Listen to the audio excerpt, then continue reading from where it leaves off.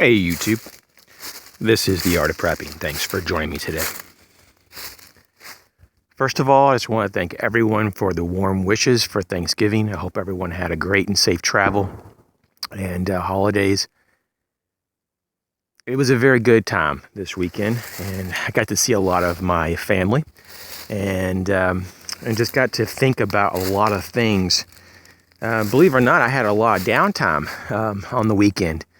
And it wasn't really that rushed. I mean, we did a lot of stuff, but it wasn't like rush and noisy environment. It was kind of quiet for the most part, and it definitely got me thinking a lot about various topics about prepping. Some of which are fairly somber, and some of them are kind of fun to think about. But it's just a mix, just like anything else. There's a lot of different topics, especially with prepping, and it's hard to summarize in its entirety what it really stands or means for you. But for me, it really became more clear. And I just would like to do in this video a top 10 mistakes which lead to regret for new and intermediate level preppers. So we're talking about regrets, things that you kind of look back and go, man, I wish I didn't do it that way or didn't do that at all, and maybe have done this or that because I now know better. I know more. I know how to get a better result. And so let's start with the first one. And these are not really in order. Per se, you can organize them yourself if you want to do that. But this is just the 10 that really came to me, and they're all very important. And so I don't really want to prioritize these, even though I could argue on a few of these that could be more important than others. These are just things that I really see clearly, and especially when I see a lot of your questions and comments on the channel. And now that I have 2 channels and, a lot of videos, I think it's maybe 900 now or more. It's hard to keep up with it. I've gotten a lot of feedback since I've been doing YouTube, as you can imagine. And it's one of those things that some things repeat itself or keep, recycling in your direction. And I keep on getting some of the same things that people kind of woke up to. And I kind of did my own brainstorming about my own time over the decades of prepping, how I got to where I'm at, and all the things that I've learned, at least that I can remember, that were kind of shocking. That really at the time, I thought I was maybe saving some money or doing the quick route and, bypassing things, when I realized why you can't bypass things and why you don't want to be cheap about anything. So the first thing is buying substandard gear to save $1. This is difficult, especially if you're on a budget. You're tempted to do this penny pinch or dollar pinch. Sometimes you can on certain things. Maybe you can. But there's a lot of things it's totally not recommended to, because you will get that regret that we're talking about. For me, and this could be different, I mean, you could go in every category of prepping and make this apply. But this is just what I see and what has happened to me as well, that when it comes to like your backpacks or any type of your cargo or storage, in particular your bag systems, and I'm not saying so much like tote boxes per se, but like your backpacks in particular, typically the better quality, the least regrets you have, because they're going to last longer and they're going to probably have more capabilities and become more flexible into integrating it into your system. And so you'll be able to do more as you develop and grow as an individual. You'll see that there's more capabilities typically with a nicer pack, just because of design or maybe different features that you could grow into. Because there's been backpacks that I have had and didn't even use half the features. And then as I get older, I'm like, man, I like that new feature, which has been on the bag for years. I never used it. So I've grown into the bag sometimes, and that's pretty cool. The next would be clothing. that people skimp on or buy substandard levels of. Clothing is something you really don't want to skimp at all, man. This is your first layer of defense against the elements. This is your first primary means of shelter. A lot of people think of your tarp or your, tent or whatever as your shelter, but it really isn't. In fact, if you read a lot of wilderness survival, books, this is what search and rescue really harp on people, is to have a really good base layer, a really good midweight or heavyweight, depending on the climate, internal middle layer, and then having a nice like a Gore-Tex or whatever it is that you're into, water and rain resistant outer shell. This is very important because, once again, going back to those books that I've read over the decades, a lot of people that get rescued, it was only because they needed rescue because they weren't wearing the appropriate clothing.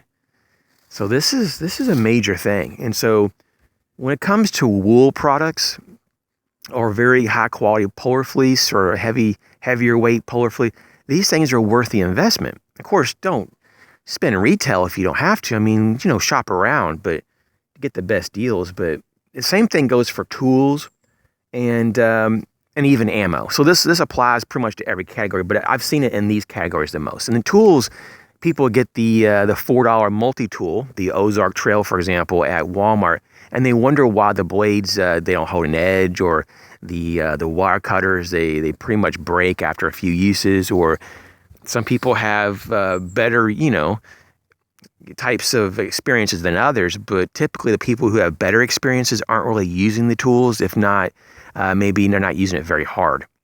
And so there's a reason why the Leatherman, maybe the Swiss tool, maybe certain Gerbers would be more preferred.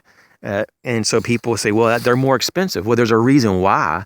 They're using better quality steel that's better heat treated, and they typically they do perform better. So this is just something that could be considered. And once again, that steel cased ammo, it's not that it can't be used for an emergency cache system for a rifle, and if all else fails, to have the ammo, or to have it just some real cheap range ammo, but the stuff can rust, and it's really hard to maintain it in certain environments. Maybe you live in a place that it won't rust, but it's just not worth, in my opinion, to buy a large amount of the steel case unless you really have a system that for sure can keep it from rusting out. Number 2, bulky and heavy gear. This is something that it's so tempting to buy the cheaper stuff, not because it's actually less quality, because sometimes things that are cheaper aren't less quality. It's just they're heavier or bulkier because they use different materials that are cheaper versus materials that are lighter and stronger and possibly less bulky. But you're paying for that premium. You're paying for that lightness, that streamlined design, or the material that's more modern. And so you do have to look at that, because if things get too heavy and too bulky, you're really not going to be able to be as maneuverable or to travel about or to store as much stuff in one space. There's a lot of reasons. And this is just what I've seen over time, over the decades, family members, friends, myself, and especially on here on YouTube, over the months that I've had the channels. This is something that I keep seeing pop up. How can I minimize my my bulk, the size and weight, types of considerations for various gear? So I would have to highly recommend that to look in these different categories first, to start looking at the bulk and weight issue, is the sleeping bags, even your backpacks. It's amazing how there's backpacks that are like 4.5 to 7 pounds. And that's just your bag. That's not even counting the stuff in it. So you want to start looking at this. You want to be like, okay, my goal is a 2.5 to 3 pound bag max. Especially if it's just maybe a get home bag. You don't need a 3 or 4 or even 5 pound bag just to hold some gear. So let's be mindful of that. Well, weapon systems. There are some very heavy weapon systems, and some that are very long and bulky in that sense. Even handguns. I mean, there's some really thick, for example, the Beretta 92 FS, also known as the M9, I guess, if you're in the military.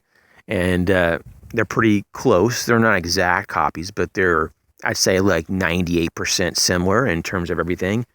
And it's a very big gun. If you haven't held one, it's not just thick in the handle, but it's long, and it's a very full-size 9mm. That may not be the best option if you're trying to be fast and mobile and agile, and if you're doing a scout recon, or even if you're just trying to bug out in the woods or whatever. Maybe you just get to your friend's house because your house burnt down, and you want to just have some things that are easy to move about and have some capability. I think there's better options than heavier, bulky weapon systems or other gear. And so other things to look for would be single-use gear and tools. Things you can just use one time.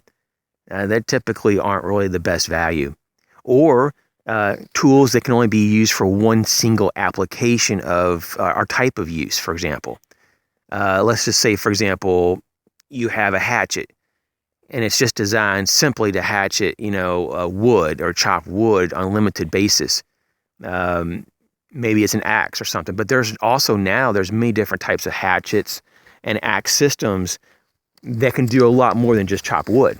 They might have a hammer on the back. They may have tools cut out in the blade, or they may have handle systems that there could be something in the handle. I've seen saw blades. I've seen ferro rods, compass sets. I've seen all kinds of things. And while some of that can get a little hokey, there are some genuinely made platforms that it's almost like a multi-tool axe or a multi-tool hatchet or a multi-tool survival knife. And you have to be mindful about their limitations, but some of those can give you more capability. Number 3, overestimating stored calories and how long you could live off of your food supplies. So let's go to the first part, overestimating stored calories. You got to remember, though, in an emergency, you're going to probably be burning 2 to 3 times more calories than you do now, unless you work a very intense job, already. I mean, if you're into construction or if you do some major heavy manual labor now, it could be somewhat comparable. But for most of us, I said the great majority of us, in society, we do not do that kind of work. We do pretty much just low-level stuff, typically. So when we're in a survival situation, we may need to be cutting wood all day, or maybe having a chainsaw and having to cut up wood to clear a road, and not just for firewood. Or maybe we have to go out and hunt, and we have to travel many, many miles to find game. Whatever it is.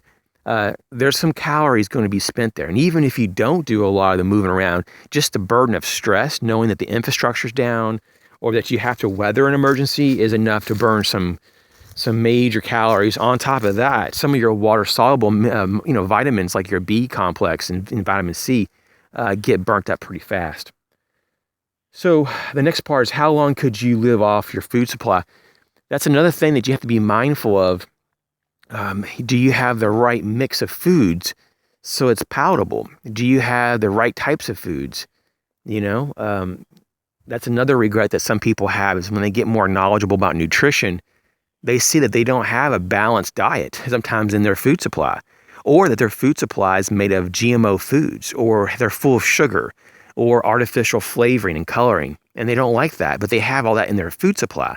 So it can get very frustrating when you spend hundreds, if not thousands of dollars on your food supply, and you figure out that it's substandard, and then that can really tick you off. The next thing is number 4, not having a home filtration system. Now, it's pretty common, in the prepping community to have the bug out bag, also known as the go bag or 72-hour bag. But what's so interesting is that a lot of people only consider water filtration for the bug out bag. And they get real close-minded, and they don't think about probably 85 to 90% of the time in emergencies, you're going to shelter in place in your home. And because of that, you're going to want to have some water filtration capabilities in case they turn off the tap, especially if you're in a city and you have city water. Where I live, there is no city water. I don't have anything like that, so I don't have to worry about this so much. But whatever water supply you have access to, even your emergency water, you want to be able to filter that one more time. even if you're just collecting rainwater, you probably would want to filter it, just like if you had a pond or a lake nearby. You really wouldn't want to just drink straight out of that. Now, some people say, well, I could just boil the water. You could, but that doesn't mean that you're really going to get rid of certain contaminants per se. So there could be various heavy metals or other types of like maybe pesticides. And while if you distill the water, you could probably get away with a lot of that. You could probably get most of that, purified and filtered out. But a lot of people don't have a distilled system set up or even know how to do that. So basically having a filter system, an actual system like a Big Berkey, like a gravity-fed Big Berkey system, maybe having several of them with extra filters is definitely going to be a super high priority. And I see that most people don't have that. And that's why it's a great gift for Christmas, is to get those for those people that don't have it. The next thing is number 5, substandard first aid and trauma kit. Now, this isn't like number 1, where you purposely try to save $1 or a nickel. This is because you didn't have the knowledge ahead of time. And so when you become more of an advanced prepper, you look back and you go, oh man, I just didn't know better. I didn't know what kind of first aid supplies I needed. I didn't know really what the definition of a trauma kit really was, nor did I even really know what was supposed to be in the kit. And so you learn real quick about tourniquets and blood stoppers or all this stuff. And, it's vast in array, but it's there and the information is easy to access. So due to lack of knowledge, you find yourself going, okay, I need certain things to give me certain capabilities. And then you start looking at that. And, especially when you're talking about tourniquets, can I apply this by myself or do I need a second person? Luckily, most tourniquets, if you practice, can be applied, on your body, by yourself. And so these are just some things to think about, Now, number 6 is when you're buying too many guns. Now, I'm not against buying a lot of guns, but sometimes you just don't need all these guns. Let's just say, for example, you have 10 battle rifles, which that's a lot. I mean, that's really, really, unless you just have a lot of friends that don't have weapons and you anticipate them coming to your home and for them to help you protect your homestead, that might be valid, and I'm not telling you what the number should be. Just, sometimes there's a lot of other priorities than having just a bunch of guns. While I'm a big proponent and a big, supporter of the Constitution and the Bill of Rights in particular, obviously in the Constitution, that the Second Amendment is a very important amendment. And at the same time, some people think that guns solve all problems. And it's not the case. It's just a recourse, usually to an ends. It can help you hunt, and it can be a sport, obviously, to shoot. But for a lot of people, it's more of about personal protection. And so if you do that and you buy all these guns mainly for personal protection, then at least, and this is where the mistake is, have enough ammo for all of them and have enough, especially if they use magazines, have enough magazines and ammo for the guns. I mean, if you had 10 battle rifles, but you only had 1,000 rounds stored up for all the rifles together combined, it was just a total of 1,000 rounds. And you only had like 5 magazines, plus the magazine that came with each gun. So you just basically have 15 total magazines. For 10 battle rifles, that's just not going to work. I mean, that's very limited. You're not going to be able to scratch the surface of your capabilities of your weapon systems because, first of all, you don't have enough magazines to actually function in a tactical manner and role, and you're going to run out of ammo probably in minutes, especially if all 10 of those guns were being used at the same time. So you got to be real mindful about this. I mean, in my opinion, it's better to have 1 or 2 really good, weapon systems and have all the accessories and some redundancies, maybe spare parts, lots of magazines or lots of ammo. And so that you can have multiple firefights, God forbid, if worst case scenarios, SHTF situation, grid down, society collapse, whatever, and you need to, literally live for years, you would want a lot of ammo. And even though it sounds a little extreme to say that, but in real life, if you knew that tomorrow there wouldn't be any more food at the grocery and that there wouldn't be police anymore, to come to your rescue if there was something bad happen, you would probably want as much ammo as possible. I mean, as possible. I don't know if you could actually ever overdo the ammo, but I think you can overdo having. And once again, I'm not saying you shouldn't have as many guns as you want. You can. You just you get as much as you want as long as you can afford it, you know. But I think it'd be better to have just a handful or less of actual guns and have a crap load of magazines and ammo and cleaning kits and stuff than to just have the opposite. So that's number 6. Number 7 is portable toilets, wet wipes, and putting back some extra water for hygiene and sanitation. That's pretty straightforward. And this could be very simple, just having maybe like a 5-gallon bucket. It could be something as simple as just going when the wet wipes are on sale, or going to Walmart and just getting the 99-cent big packs of wet wipes. They're really super affordable. And just keeping maybe an extra 55-gallon barrel, and maybe it's just in the garage, or maybe you can get some of those aquatainers, those 7-gallon ones, and just store a couple extra one of those here and there in every room for extra hygiene and washing.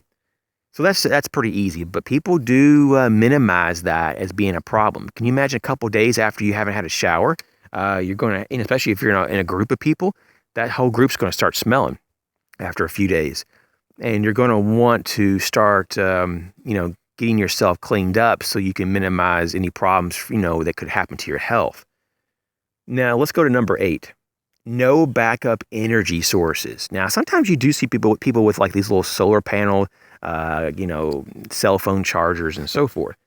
But when it comes to more substantial energy production, you just don't see it on a wide scale. Now, some people have generators, gas generators, but when you dig deeper, they typically only have a few days, maybe a week at the most, of gasoline to run their generators. So that's a very short-term solution for most people.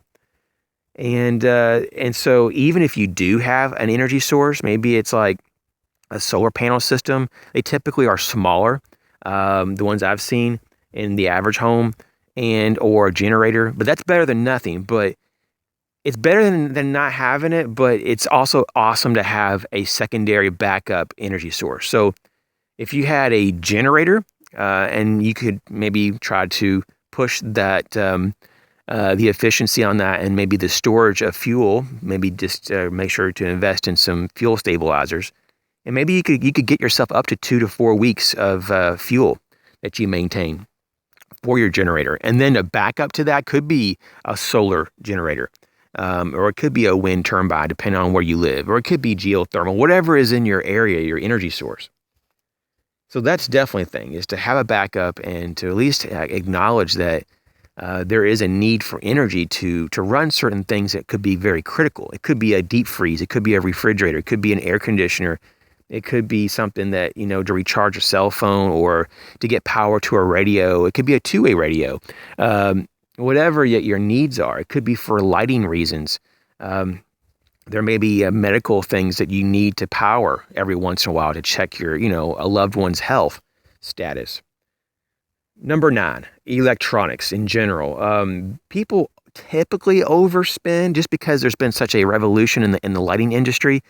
I've been seeing a lot of people overspend in the lighting product category. They just get these unbelievable, and don't get me wrong, they're very capable and awesome flashlights, spotlights, floodlights. There's some over-the-top lighting products now. They're just, even I sometimes fall trap of that. Even recently, I've been trying to figure out what flashlight next should I even get? And it's been a real thing on my mind. Like, man, and it's so confusing because for me, I'm always looking for a certain type of product. And this particular product that I'm looking now is just for a very, very compact, tactical flashlight, a backup flashlight that would have a momentary on in the back. But it's kind of like you find one version where you think you find what you want, and then you look around a little bit more, and you're like, man, there's so many others that are more capable, but they're larger, or there's always something that you're trying to find that sweet spot. And so people typically go overboard, especially with flashlights lately. But what they typically underdo or underspend is their communications capability. And I'm not talking about just to receive communications like shortwave, AM, FM, NOAA weather band, police scanners. I'm talking about two-way capabilities. And so that's something people typically don't even go into, or they have very limited. And I'm not saying just CB radios or FRS or GMRS. I'm talking about maybe like ham radio or other things that are a little more capable. And lastly here, in the electronics category, people underspend or develop their knowledge about perimeter security devices. And some of it can be very simple, motion sensors, infrared, they have all kinds, but people just typically don't really get into that. And so they would rather have another high-end flashlight, even though they already have 10 of them, than to even think about perimeter security that could be very inexpensive. I mean, literally it could just be less than $100. You can have a nice little system that can alert you if there's motion around your home. And that could be, gotten at Harbor Freight. Actually, I think Home Depot does have some, but there's a lot of places who have it, just different kinds. Of course, you can go on Amazon and find lots of variations, high end, low end. But if you're looking just for the most basic setup, Harbor Freight for the most part, their stuff seems to be working, pretty good for various people that I know who have it. Not all of their electronics work though. I'm just talking about some of their basic driveway sensors and the motion sensors outside. Now, number 10, this is the last one. I know the video is getting long. Thanks for all of your attention going through all this. But this is very important. Once again, this is the top 10 mistakes which leads to regret. And I don't want you to be regretful. And I want your prepping experience to be maybe better than mine's. Mine's been pretty good, but I have learned. There's been a lot of learning curves. And so this last one's very simple in how you can say it, but it actually possibly could be the most important. It's debatable. People don't know their neighbors on their street. Now, it's up to you about how far just down the street you want to make a goal of meeting people. I try to meet, several houses around, me.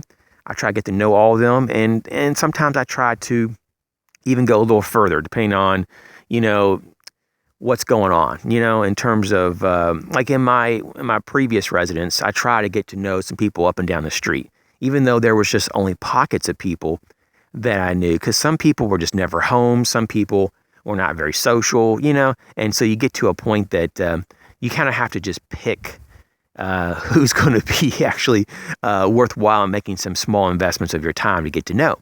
And so I would promote this heavily, especially those individuals that live on the left of you, on the right of you, behind you, and forward of you, and maybe just a few more on the street, is going to be a valuable resource.